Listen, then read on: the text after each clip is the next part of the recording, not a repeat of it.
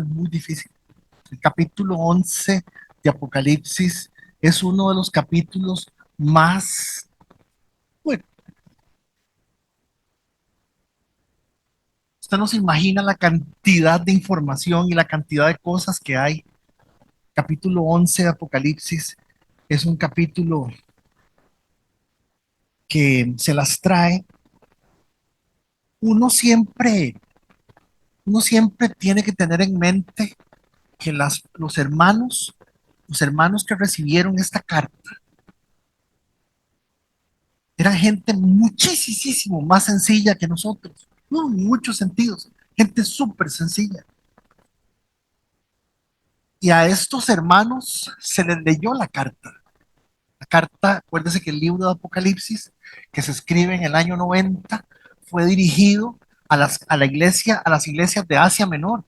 Acuérdese también que en el momento en que los hermanos de las iglesias de Asia Menor reciben la carta de Apocalipsis, no necesariamente tenían el resto del Antiguo Testamento, del Nuevo Testamento.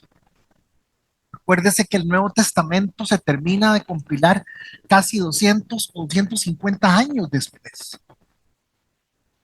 Para el año 370, en el último de los concilios, se logra tener finalmente el Nuevo Testamento. Miren,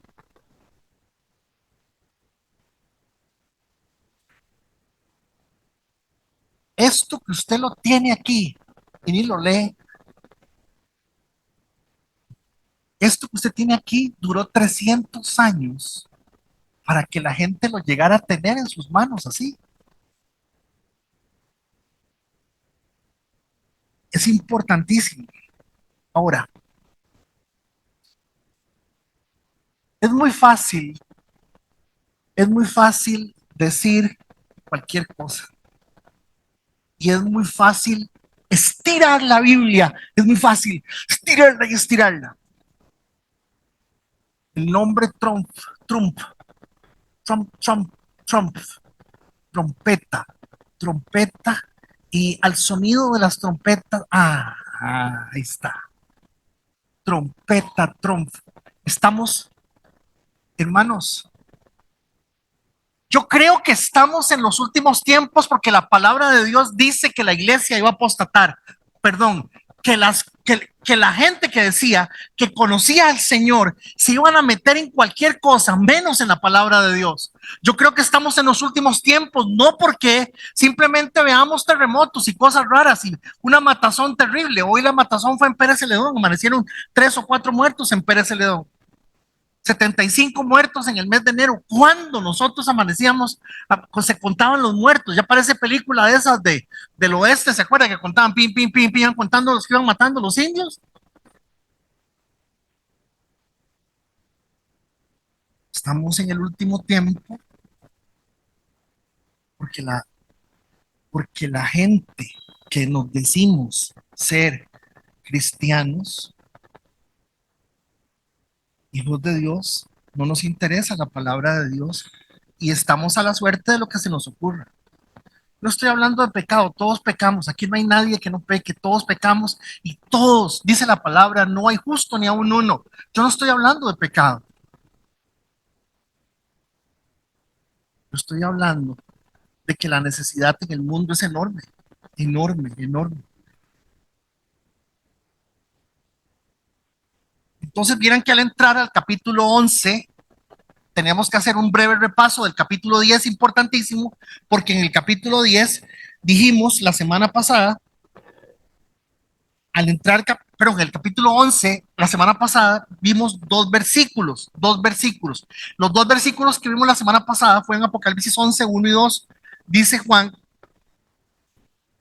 luego me fue dada una vara para medir y me fue dicho, ve y mide el templo de Dios y el altar y cuenta el número de adoradores, pero no midas, pero no midas el atrio exterior, porque ha sido entregado a las naciones, las cuales pisotearán la ciudad santa durante 42 meses. Decía yo, hermanos, les explicaba la semana pasada, trataba de explicar la semana pasada que entre el capítulo 10 y el capítulo 11, acordémonos que les dije que los números no le hacían honor a la Biblia, que los números que les habían puesto los pusieron en el primer siglo. Y entonces los números la división por números y por versículos, en cierta forma, pues no deja de tener sus situaciones interesantes. Cuando Juan escribió corrido, no había números ni nada. Entonces, en cierta forma, los últimos 4 versículos del capítulo 10 deberían de estar pegados con el capítulo 11 para entender totalmente la idea. Sin embargo, eso lo explicamos la semana pasada y no se pierde la idea, pero sí es importante que usted vea que donde el hombre ha metido la mano, pues también hay que tener algún cuidadito, y no porque la Biblia tenga ningún error, no tiene ningún error. Nosotros creemos en esta congregación en que la palabra de Dios es inerrante, completamente inerrante. ¿Qué es eso? Que no hay un solo error, ninguno, es imposible.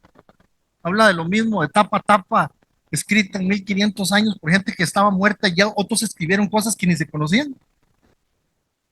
Es impresionante. Entonces, lo que vimos la semana pasada, claro, no le dieron una regla, le dieron un palo, y un palo de 3 metros y resto, pero no importa, esto nos ayuda, el dibujito nos ayuda. Las imágenes que ustedes son inéditas, porque ese Juan está muy fino. Es más, lo que en esa foto está midiendo Juan fue lo que Dios le dijo que no midiera, el atrio, exactamente el atrio.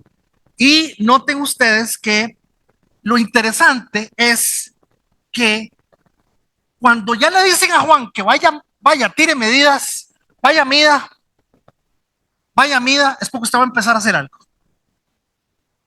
Cuando usted le dice, a lo mejor vayan a mediciones, empiece a medir, hay varias razones por las cuales se da la medición.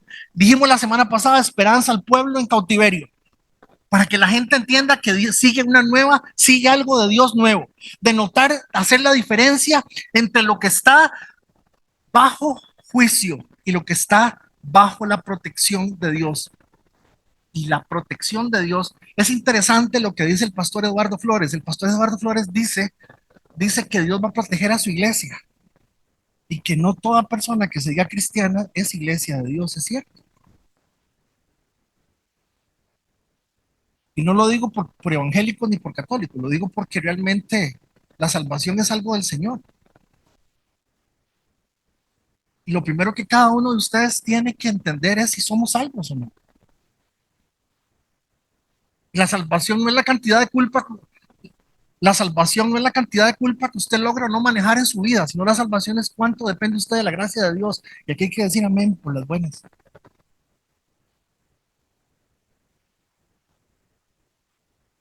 Por culpa, por culpa hay gente que no siente culpa de nada, hermanos. Dijimos la semana pasada que también había una representación en lo que estaba diciendo. Había una representación en lo que estaba diciendo con respecto a que el Señor iba a reconstruir el templo en 3 días, se refería a su cuerpo. Pero este es uno de los versículos que se han utilizado muchísimo para especular sobre el tercer templo, para especular sobre la formación de un tercer templo. Si bien es cierto, los judíos están muy interesados en tener un lugar de adoración, no pueden cambiar el lugar de adoración que Dios les pidió, y exactamente donde Dios les pidió que hicieran el templo está en este momento la mezquita de la roca, que es esa cúpula grande que usted ve en Jerusalén. Debajo de la mezquita, en este momento, ahí está el templo. Bueno, las ruinas del templo. Número 2, no tiene el sumo sacerdote. ¿Cómo hacen? El orden del sumo sacerdote es fundamental, no tiene. Número 3, y lo vamos a ver un poquito más adelante. Necesitan una vaca roja para sacrificarla. Según dicen, ahí usted se mete a internet y busca y busca el otro.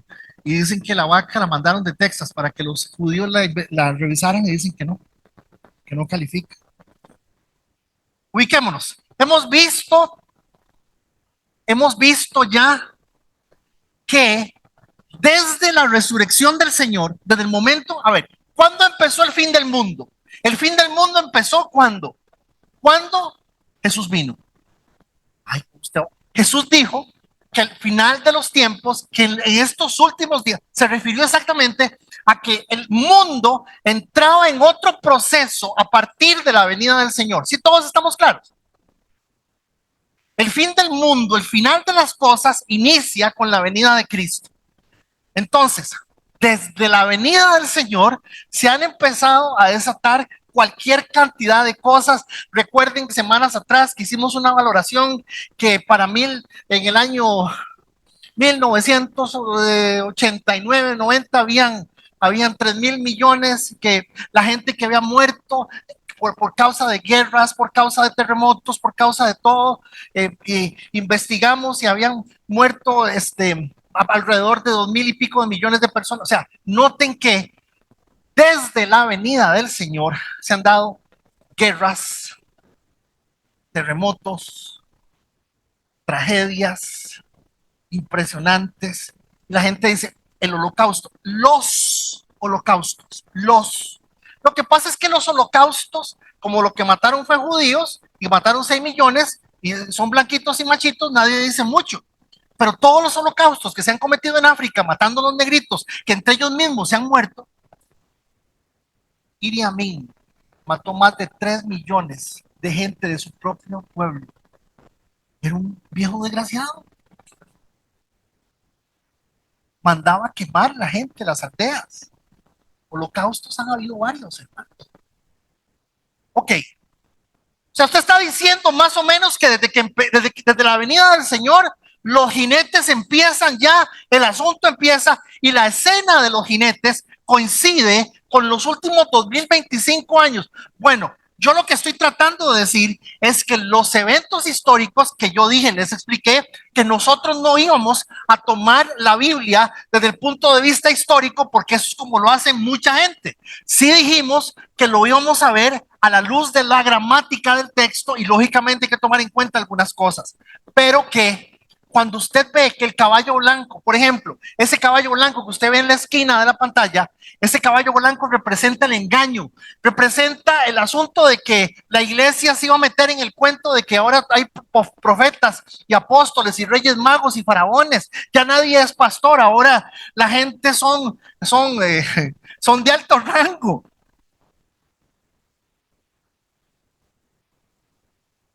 El primer caballo, que por cierto, en ninguna parte de la Biblia hay una cronología, no existe una cronología. Lo que hay es un orden separado de acontecimientos en donde el libro de Apocalipsis lo hemos tenido que ver como una película en donde se van dando diferentes cosas al mismo tiempo. Pero exactamente los últimos 30 años se caracterizan porque de un pronto a otro surge una cosa que se llama la teología de la prosperidad. Si usted da dinero, Dios lo va a prosperar aquí y usted va a ser millonario. El único que ha prometido que lo va a hacer a usted famoso y millonario, el único que le ha prometido eso a alguien ha sido Satanás a Jesús el día de la tentación.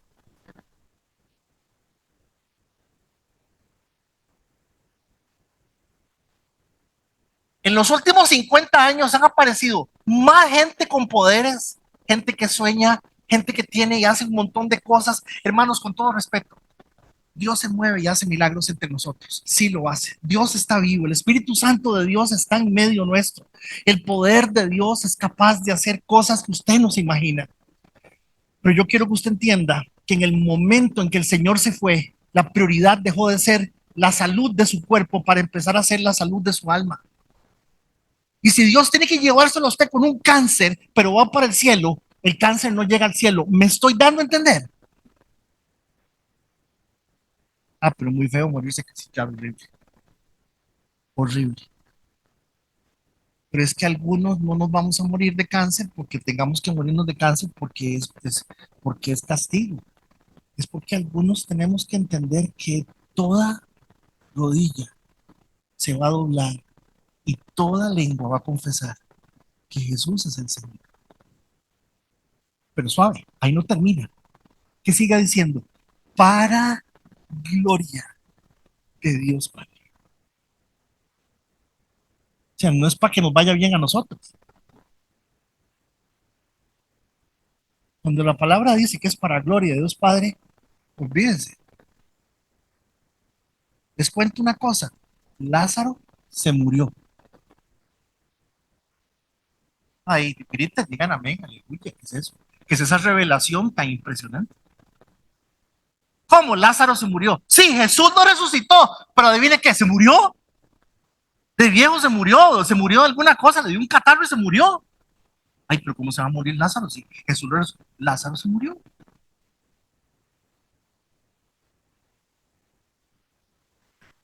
Pues sí. Bueno,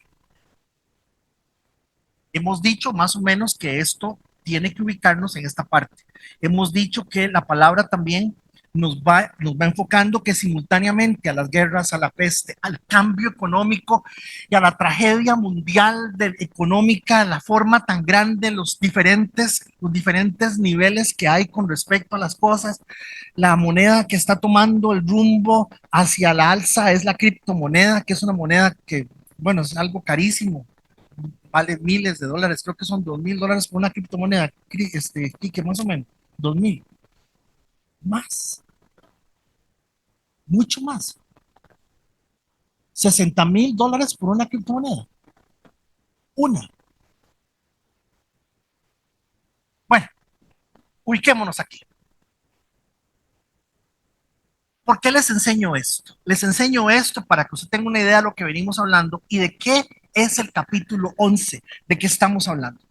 Ahí está la cruz del Señor, la cruz del Señor, eh, ahí inicia el asunto. Vea los caballitos arriba, el amarillo, el verde, el rojo, no tiene que ser verde, aquí se ve amarillo.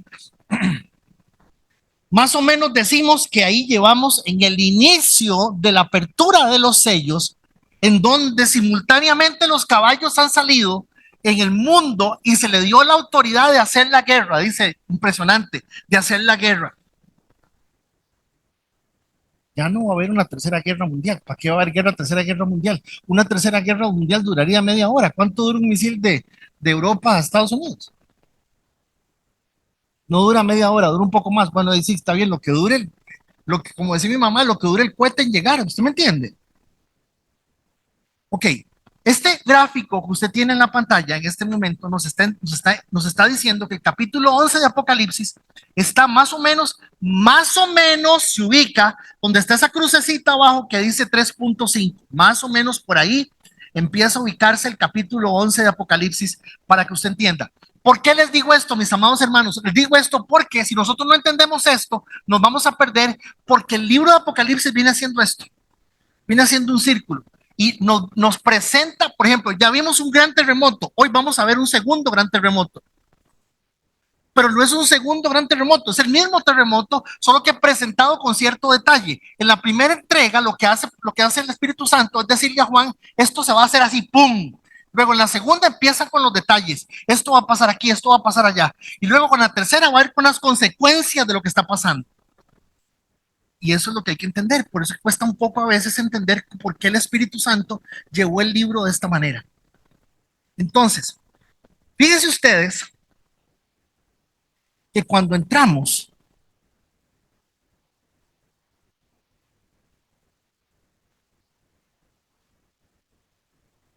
al capítulo 11,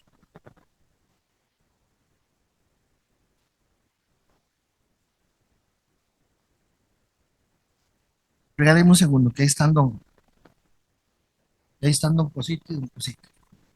Capítulo 11, hoy versículo 3. Seguimos verso a verso, sencillamente verso a verso, lo que hemos venido leyendo. ¿Por qué lo tenemos que hacer así? Porque el libro de Apocalipsis dice, bienaventurado el que lee y bienaventurado el que oye las palabras de esta profecía. Dice, versículo 3, ya leímos el 2, lo acabamos de leer, y yo enviaré a dos profetas para que anuncien mi verdadero mensaje. Oiga, para que anuncien mi verdadero mensaje. Perdón, eso me dio pena.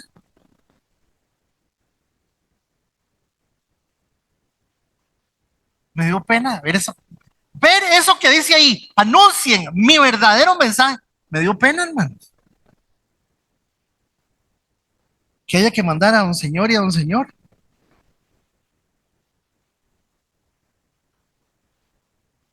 Estoy leyendo la nueva traducción, esta es la traducción en lenguaje actual.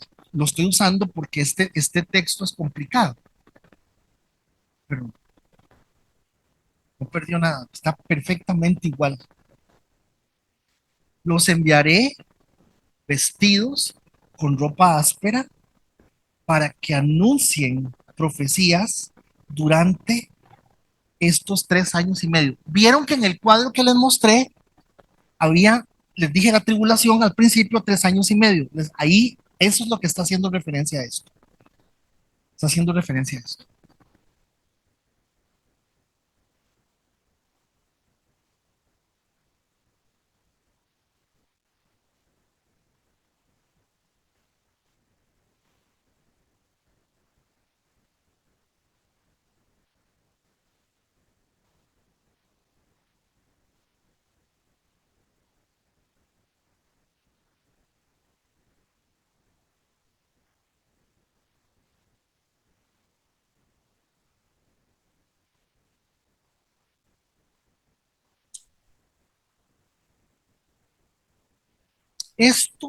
Versículo 4, estos dos profetas son los dos árboles de olivo y los dos candelabros que están delante de Dios, que es el rey de la tierra.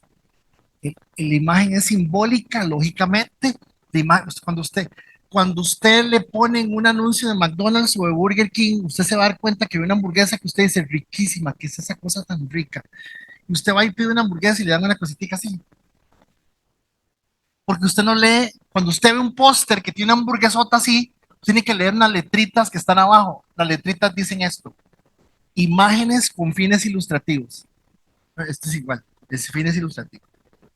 Dice, estos dos profetas son los dos árboles de olivo y los candelabros que están delante de Dios, que es el rey de la tierra. Ok,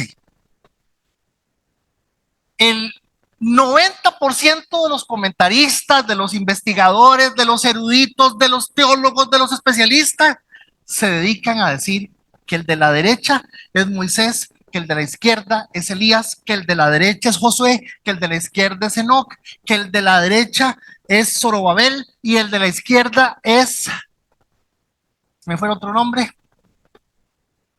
es más, una de las teorías más lindas, porque es lindísima, que me encontré, es que el de la derecha es la ley y el de la izquierda la iglesia.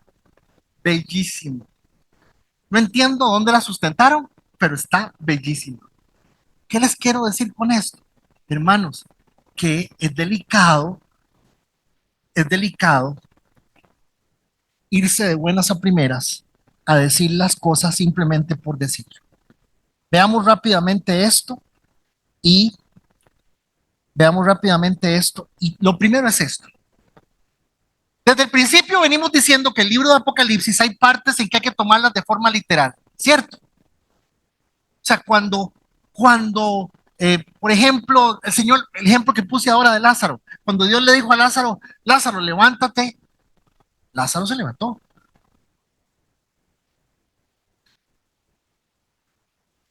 Cuando la mula le hablaba a Alán, la mula le habló a Alán.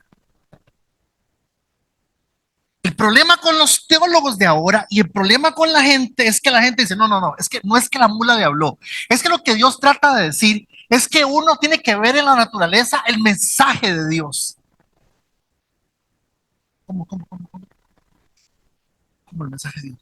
Sí, no, no, la mula no le habló, eso es simbólico. Las mulas no hablan. Si Dios le da la gana poner una hormiga a hablar, la pone a hablar. Me doy a entender. Esa es la actitud con que estamos entendiendo la Biblia, porque tenemos que tener humildad para la palabra de Dios.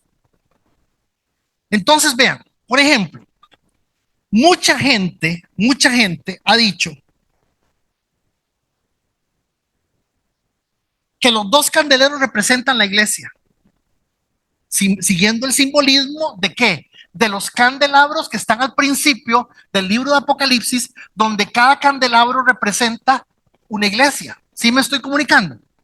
Entonces, los olivos hacen referencia a lo que Zacarías 4:14 dice, donde representan a Zorobabel y a Josué, líderes políticos espirituales simbolizando Israel. Y la combinación sugiere un testimonio conjunto de la iglesia con las naciones gentiles y el remanente fiel de Israel. Por eso es que la nueva teología, digámosle, de hace 30 años para acá, quiere presentar a estos dos testigos como si fuera la iglesia y la ley. Y ya les dije, es precioso. Me parece bellísimo, pero la justificación bíblica que utiliza es, no entendí. Vea qué fácil. Todos los 24 de diciembre, al ser las 12 de la noche, cuando los niños se duermen, un viejito gordo, gordo, vestido de rojo, entra por la chimenea de la casa y deja los regalos y los pone en el suelo, se come una galleta, se toma un poquito de leche y se va y le deja los regalos a todos los niños del mundo. ¿Cómo suena? ¿Cómo suena? ¿Bello? Pues es una estupidez, es una tontera, hermanos. Solo yo en sexto grado me vienen a decir que Colacho no era el que era. Yo creía que era Colacho. Mi mamá no, mi papá no. Sexto grado, no, nadie me había dicho. Mis compañeros se burlaban de mí, se reían, pobrecito. Yo, eso es un trauma que yo tengo. Tienen que ver cómo hacen. Bueno, me hagan salir.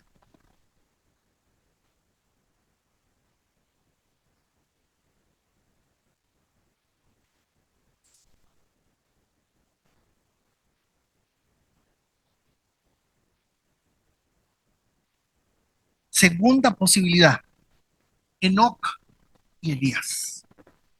¿Por qué Enoc y Elías? Porque ambos, Enoc y Elías, no murieron. Se fueron sin ver la muerte. Enoc caminó, pues, Enoc con Dios y desapareció porque Dios se lo llevó. Génesis 5:24 y Hebreos 11:5. Elías fue arrebatado en un carro de fuego. Reyes 2:11. Enoc fue un hombre justo para Dios y no vio la muerte. Entonces dicen que que la izquierda es Enoc y el otro es Elías.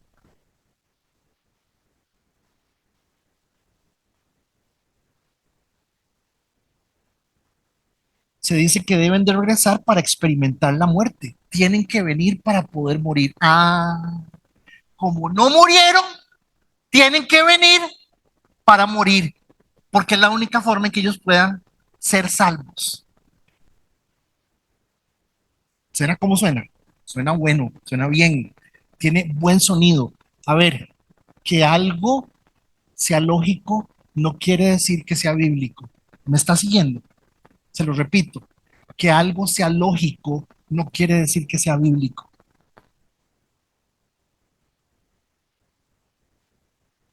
El versículo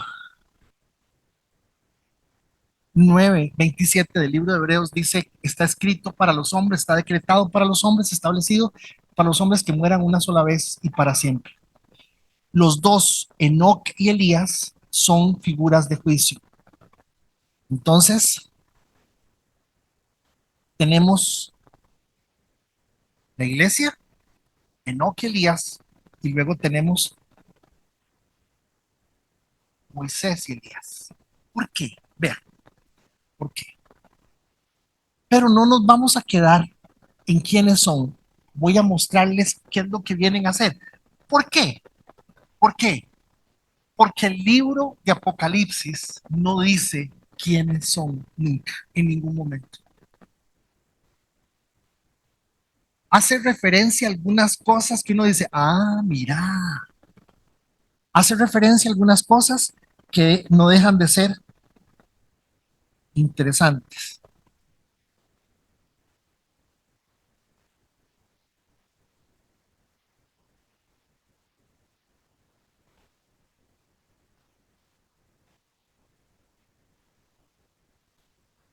Si alguien, verso 5, si alguien trata de hacerles daño, ellos echarán fuego por la boca. No, no. La palabra de Dios es tan fuerte, tan poderosa, que cuando ellos hablen, no, no, no, no, no, no, vea, ya le dije, alguien trata de hacerles daño, ellos echarán fuego por la boca y quemarán por completo. Eso se llama legítima defensa. Ahí no está hablando de que hablan bonito, que el poder, no, y dice que hasta matarlos. O sea, el texto lo que no le echemos el cuerpo, hermanos, no le echemos el cuerpo al texto. No hay necesidad, lo que dice el texto, pero es que cómo van a echar fuego por la boca? Sí. ¿Cómo me salvé yo? Es el mismo milagro, hermano. ¿Usted me entiende? ¿Alguien me está entendiendo? Es más difícil que eche fuego por la boca, que yo me salve a que gente eche fuego por la boca. No voy a entender.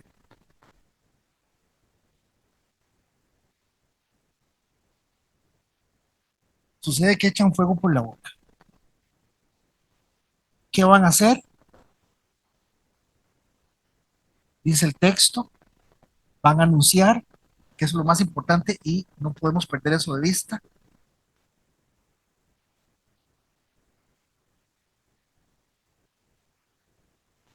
Si alguien trata de hacerles daño, echarán fuego por la boca. Sigue diciendo el texto, verso 6, ellos tienen poder para hacer que no llueva. Oiga, aquí empieza por qué dicen que es Moisés y Elías. Ellos tienen poder para hacer que no llueva durante los 3 años y medio. ¿Cuánto tiempo paró la lluvia, Josué? Elías, 3 años y medio. ¿Qué van a profetizar? También tienen poder para hacer que el agua se vuelva sangre y para hacer que la gente de este mundo sufra toda clase de plagas. Agua en sangre y plagas. ¿Quién fue el que convirtió el agua en sangre y también trajo plagas? Moisés. Perdón, ustedes están viendo que con base en estos detalles es que se afirma que es Moisés y Elías. Es por eso que es mejor mencionarlo, es mejor mencionarlo porque realmente ni eso sugiere absolutamente que sean ellos. Es más, si Dios hubiese querido saber el nombre, que supiéramos el nombre de quiénes son, la Biblia lo diría. Número uno. Número dos. Si en este momento entraran por esa puerta Moisés y Elías y se paran aquí, ustedes lo sacan por venir hechos una desgracia y todos andrajosos. Ya, señor, siéntese, no moleste, siéntese ahí.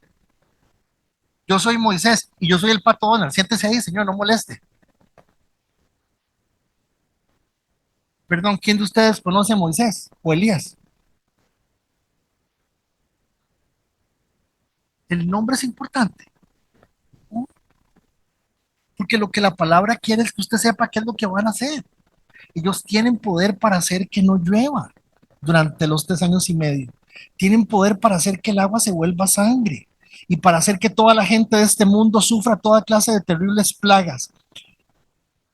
Pueden hacerlo cuantas veces quieran.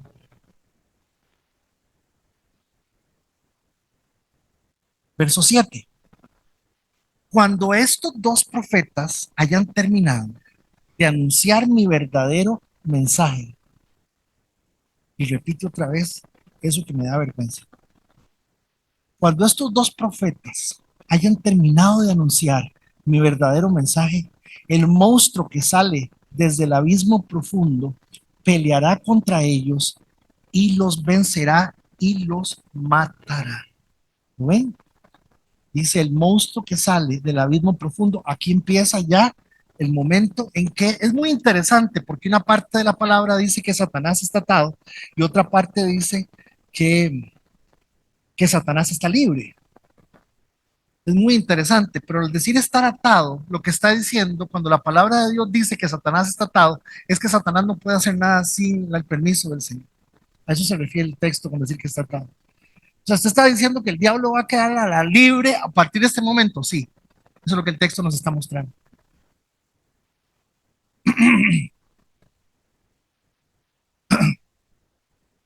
Verso 8. Vamos. Sus cuerpos quedarán tirados en la calle principal. Oigan esto es fascinante.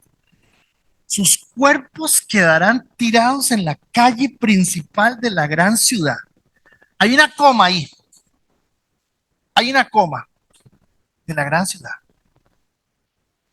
¿Cuál es esa gran ciudad?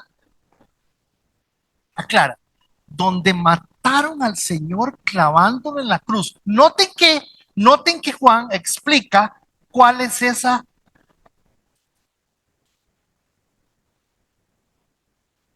gran ciudad. Esta gran ciudad medía 15 kilómetros cuadrados cuando Jesús murió. Y los que han estado en Jerusalén, los que han estado en Tel Aviv, saben que es una ciudad enorme ahora, bonita, grande, moderna. Los que han estado en la zona. Pero se refiere a la ciudad del Señor.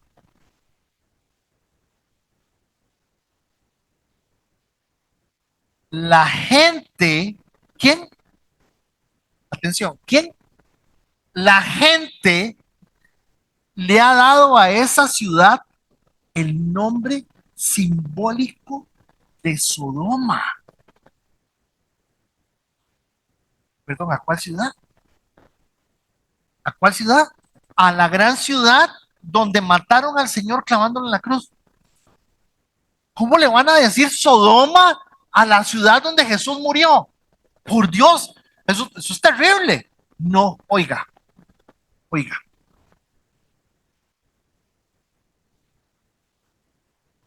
oiga.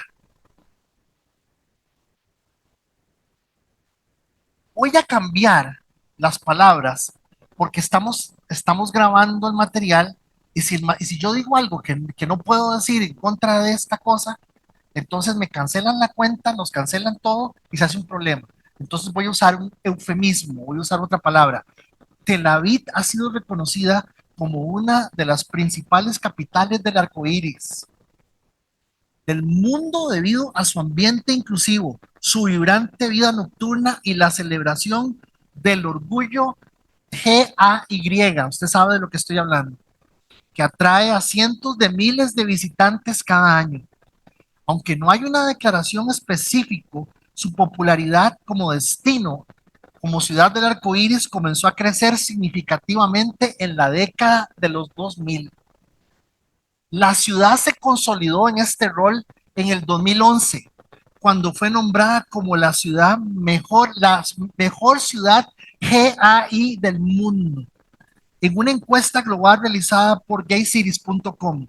Desde entonces, Tel Aviv ha continuado siendo un referente global, especialmente por sus políticas progresistas hacia la comunidad del arco iris y el apoyo gubernamental para eventos relacionados con el orgullo. Tel Aviv ha emergido como un destacado centro para la comunidad del arco iris a nivel mundial, especialmente desde la década de los 90. El desfile del orgullo gay de 1993 ha crecido significativamente en participación y relevancia. En el 2012,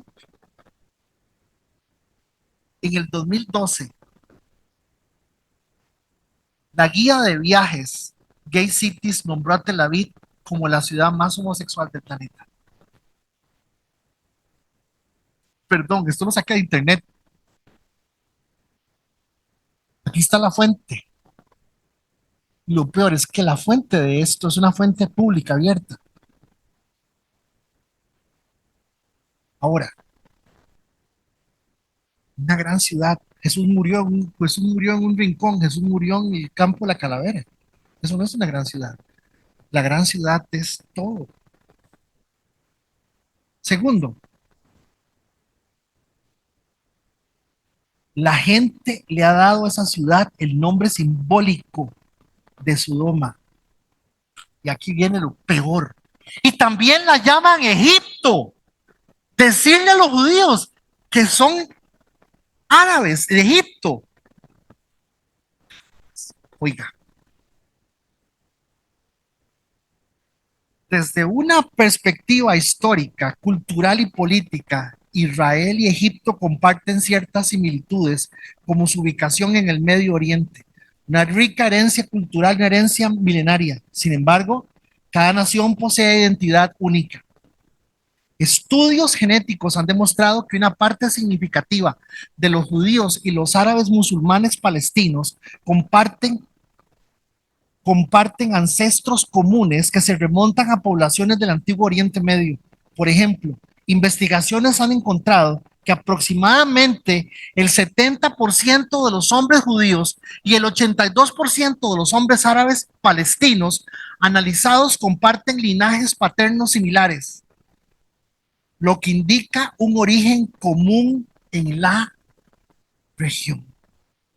Además, un estudio publicado por National Geographic en el 2020 reveló que tanto los judíos como los árabes modernos tienen una proporción significativa de ascendencia cananea, un antiguo pueblo que habitó en la región de Canaán. Este hallazgo sugiere una continuidad genética en las poblaciones que han residido en el Levante durante milenios. Estas evidencias indican que aunque los judíos se identifican como israelitas, existe una mezcla genética considerable con poblaciones árabes y otras comunidades de la región. Esta es la profecía que me tiene con la peluca parada. ¿Por qué? Porque en este momento Tel Aviv, lo que sucedió el 7 de octubre, recuerdan que hace 2 años fue ya, se dio el ataque de Hamas de la franja de Gaza hacia, hacia la parte sur de Tel Aviv. Lo que había era una fiesta del arco iris.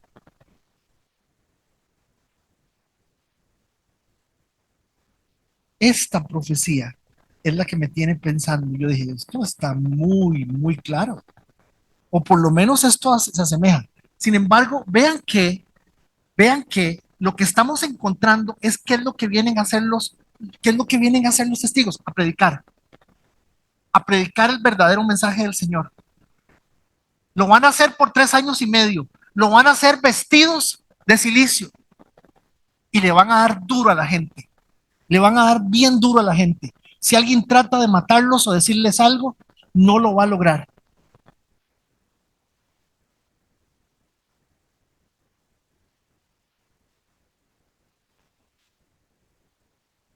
Sus cuerpos quedarán tirados en la calle principal de la ciudad donde mataron al Señor en la cruz.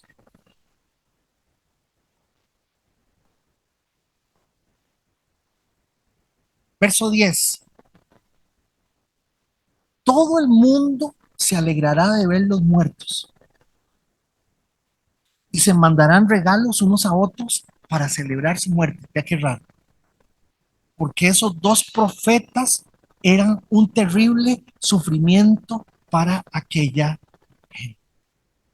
Todo el mundo se alegrará de ver los muertos y se mandarán regalos unos a otros.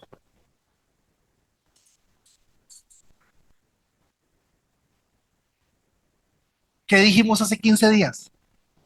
Que la gente viendo los bichos, viendo los escorpiones con cara de león, pero con cara humana, viendo las cosas espantosas que dice la palabra, que la gente no se va a arrepentir, que la gente va a seguir en su vida y en su mundo.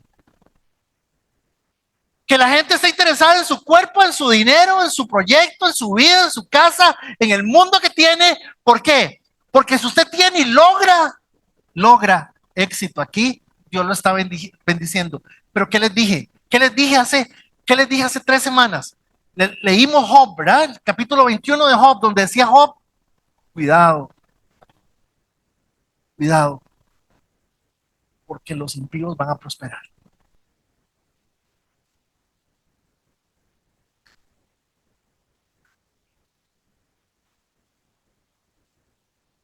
Sigue,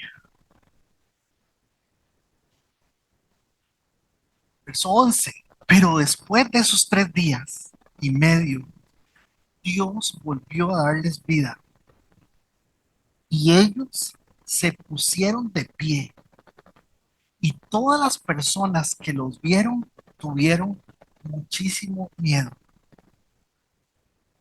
Dice, de esos 3 días y medio, Dios volvió a darles vida, ellos se pusieron de pie Y todas las personas les dio muchísimo miedo. Entonces los dos profetas oyeron una voz fuerte que les decía, suban aquí. Ellos subieron al cielo en una nube a la vista de todos sus enemigos.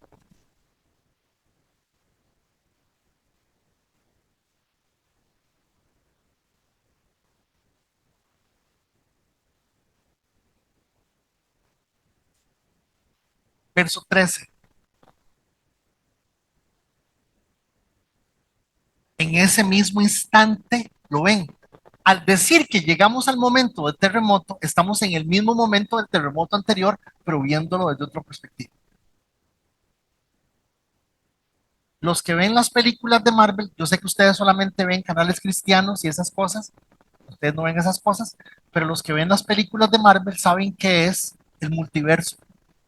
Bueno, el concepto de multiverso ha venido a ilustrar lo que el libro de Apocalipsis está diciendo. Estamos viendo lo mismo de diferentes puntos de vista. Versículo 13. En ese mismo instante hubo un gran terremoto que destruyó la décima parte, la décima parte de la ciudad. 7,000 personas murieron.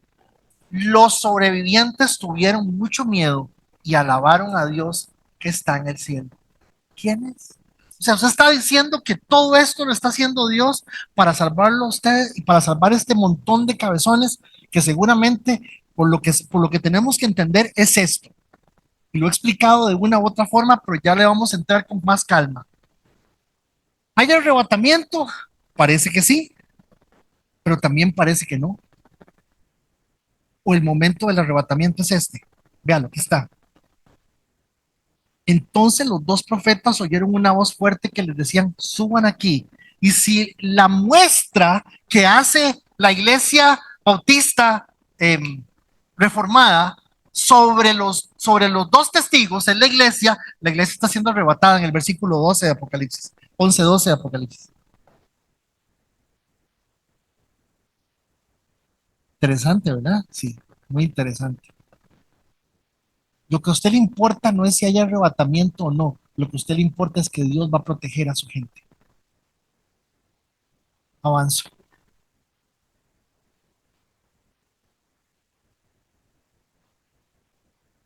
Y el verso termina como, perdón, el texto termina como terminamos el bloque anterior. Verso 13, verso 14. Dice, este es el segundo desastre, el terremoto, pero el tercero viene.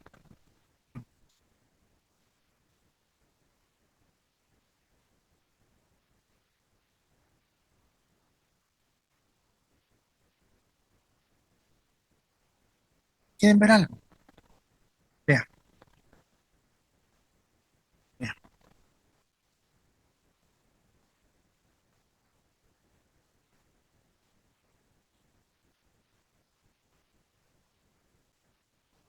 Una vez hubo una visita muy particular, muy rara.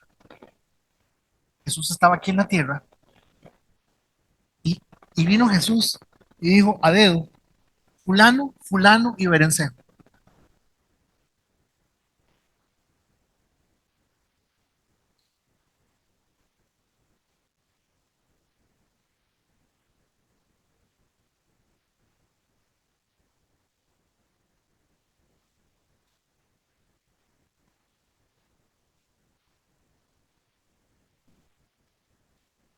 6 días después, Jesús tomó a Pedro.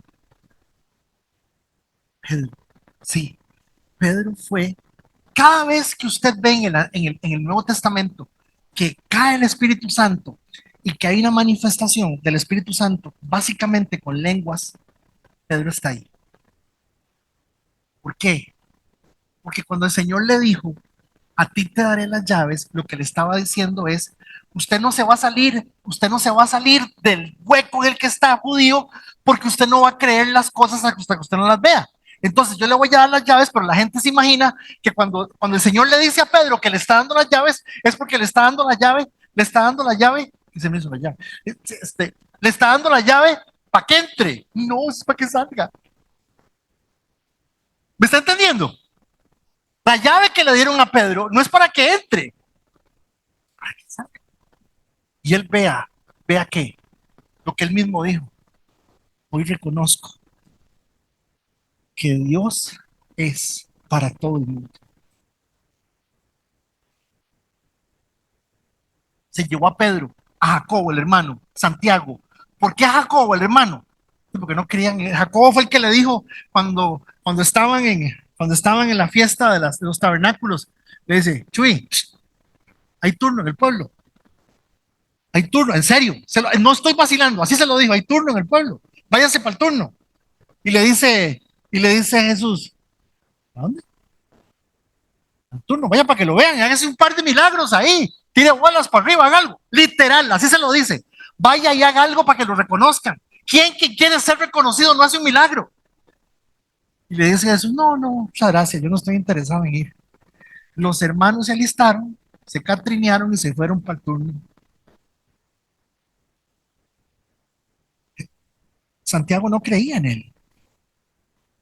Santiago fue el primer pastor de la iglesia en Jerusalén. Y Juan, el apóstol Juan, el último evangelista, se lo llevó a los tres. Los llevó aparte solos a un monte alto, allí se transfiguró. Sus vestidos se volvieron resplandecientes, muy blancos como la nieve, tanto que ningún lavador en la tierra los puede dejar tan blancos. Brinco del verso 3, paso al 4, y dice así, ¿y vieron a quién?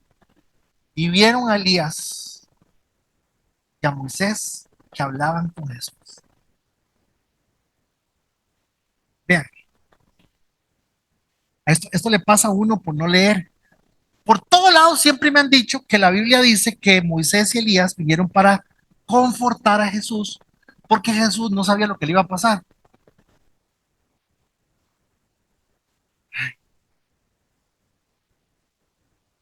Brinco al verso 9.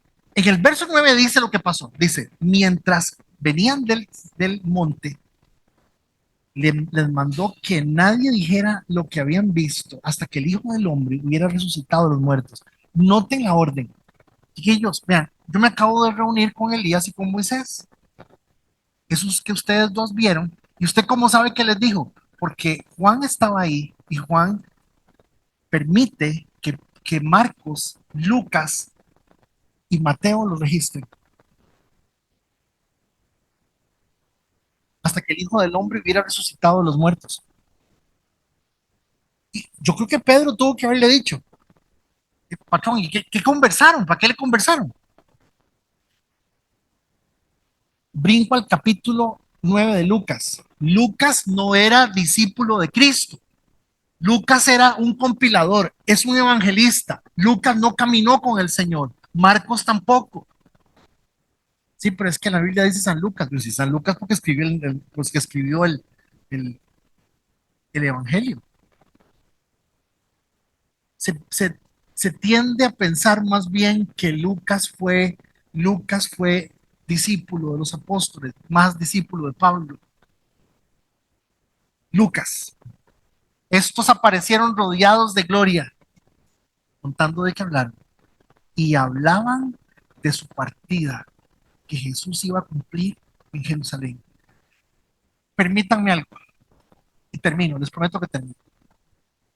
A ver, no, hombre, si es temprano, estoy empezando apenas. Permítanme algo. Hermanos, la Biblia no especifica para qué vinieron ellos. No especifica. Pero yo sí puedo pensar que tanto podríamos estar hablando de que Jesús les estaba diciendo que ellos iban a ser llamados en el futuro y que les iba a tocar vivir exactamente la misma experiencia, predicar y morir por durante 3 días. Lo cual daría que la identidad de estas dos personas es Moisés y Elías. Ahora, al decir Moisés, ¿qué representa Moisés? la ley. Y al decir Elías, ¿qué representa Elías? Los profetas. Toda la palabra completa.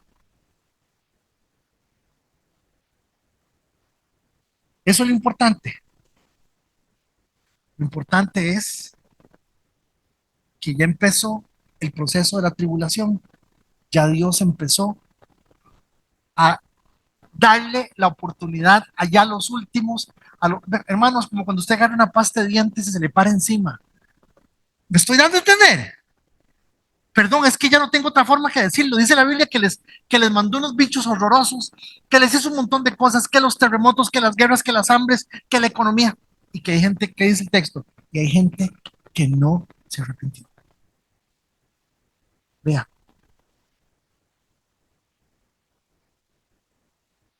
termino esta mañana diciéndole que empieza el mes de febrero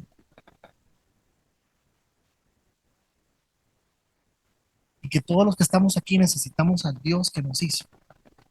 Porque no se le olvide que el Evangelio para los hijos de Dios es vida, pero para el que no es hijo de Dios es condenación.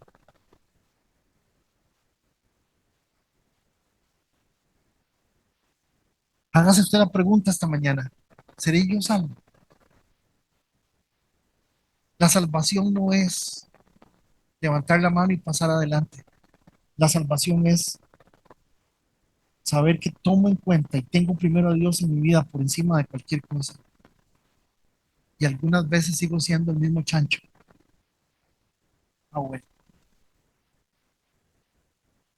¿Cómo usted va a decir eso? Bueno, es que sucede que hay más gente en el cielo que ya no hacía las chanchadas que hizo, pero no hizo lo que tenía que hacer. Pero dije cielo, en el infierno, quise decir con todo respeto. O sea que el infierno está más lleno de gente que no hizo nada. Sí.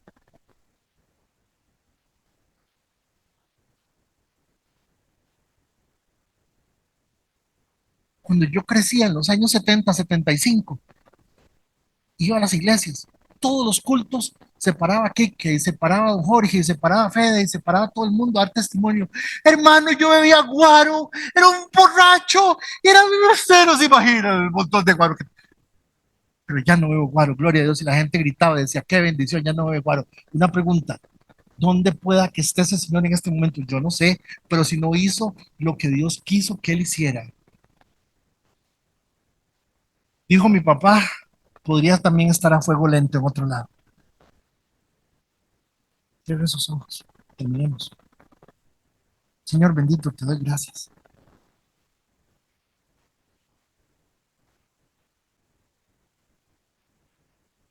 No es fácil, Señor, porque nuestra cabeza le cuesta asimilar tantas cosas que vemos, y símbolos y figuras, y cosas que dan, y el profeta y el testigo, y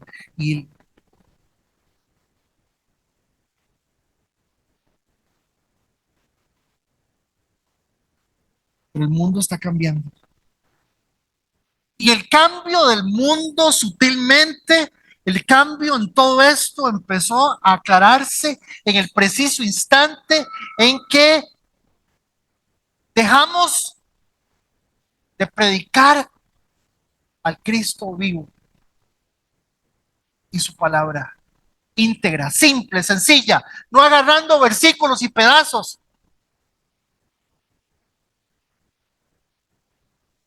para decir lo que yo quiero decir y escuchando lo que el texto tiene que decir. Seguimos la semana entrante con el versículo 15. Señor. Permítanos llegar, ten misericordia de nosotros y que tengamos la humildad para poder ver